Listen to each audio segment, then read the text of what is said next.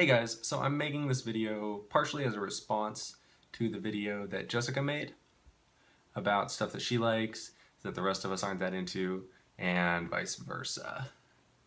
So that was interesting to me because I talked to her later and she said there was another part of the video that she wanted to include but didn't get around to, that was about how us as a friend group has kind of influenced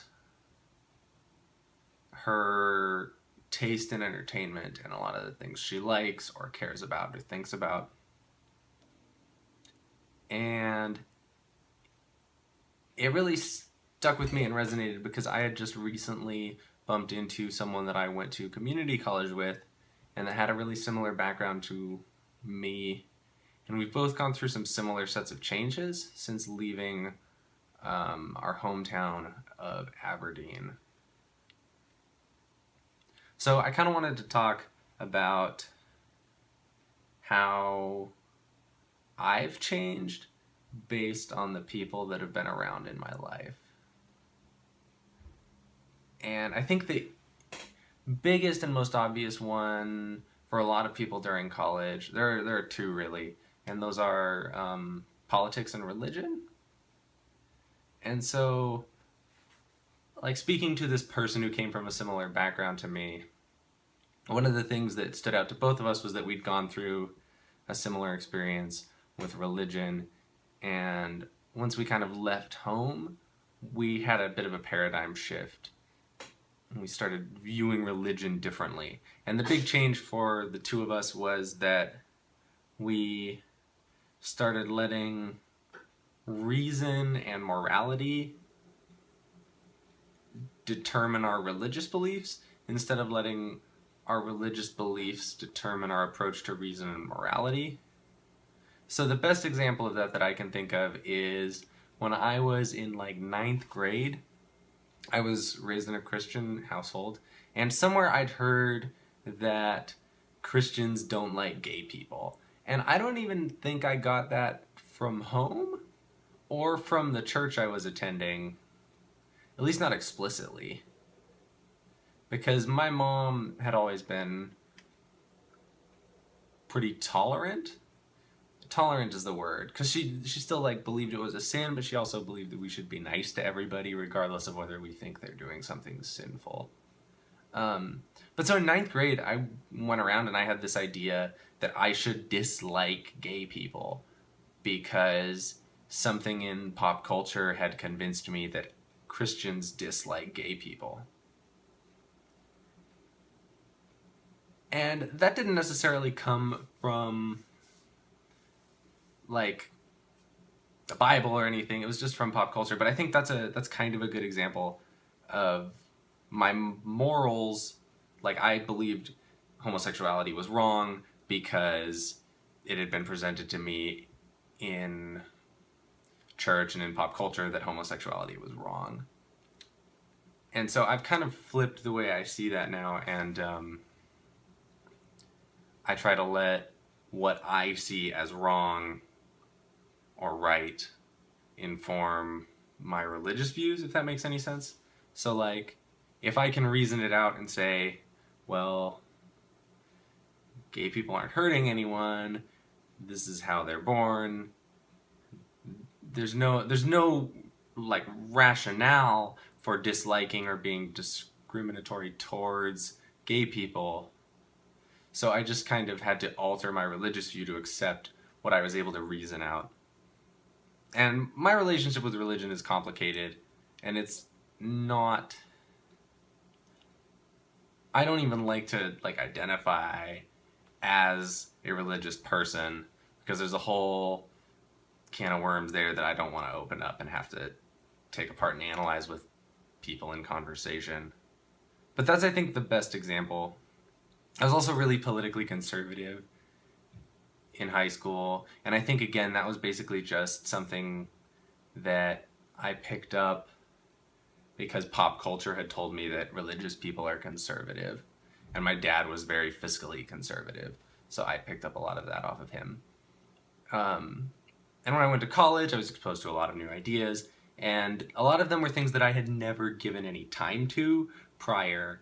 So I started doing that and allowing the arguments to resonate, and I found truth on both sides of the political spectrum. And so I think my views on both religion and politics are much more sophisticated now. But that only happened because I allowed myself to be around people who had different views on those things than what I had initially. And the person that I ran into that had a similar background to me basically went through the same experience when they went to college at UW. So this kind of ties in to what Jessica was talking about, because we go through similar changes in our taste in entertainment.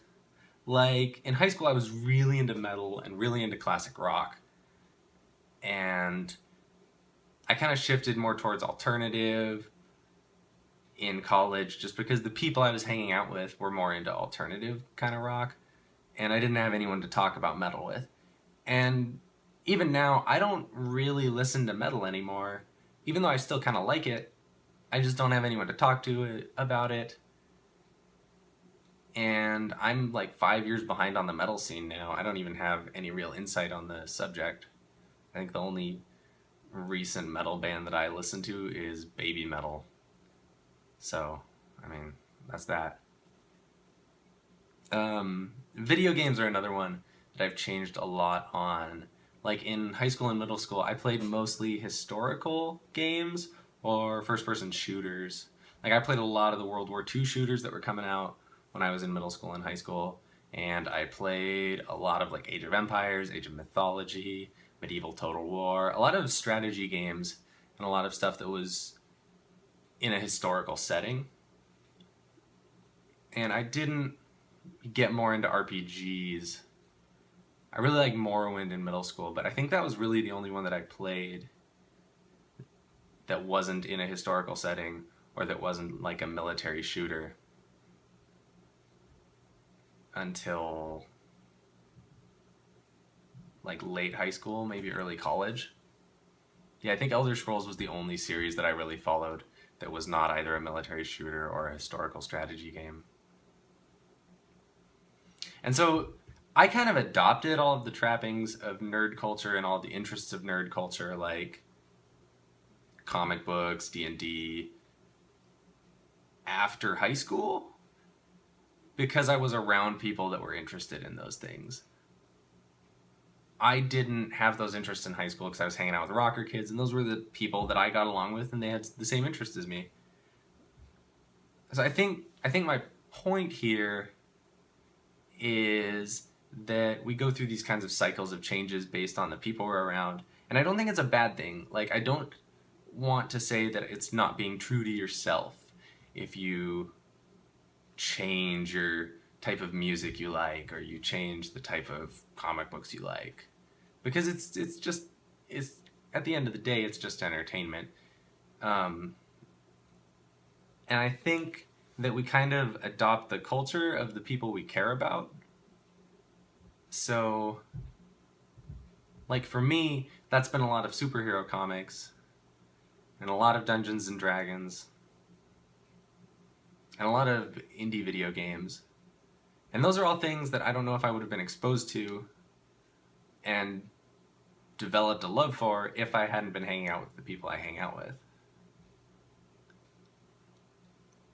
I think a really good example of that right now is Overwatch, because I was kind of interested in esports for like the last 2 years, but I didn't want to get into League of Legends because that's too steep of a learning curve, and the community there isn't very welcoming.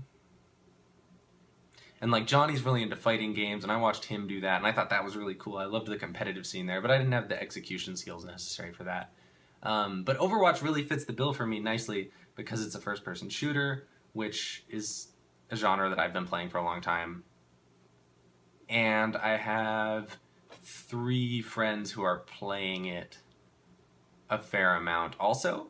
And so I've got this built-in friend group that I can follow the game with, and we can play it together because it's team-based. So I was actually really excited about it, partially because it just looks cool. I really like the aesthetic. It's fun. I love the way the mechanics work. but also because people I care about are interested in it too.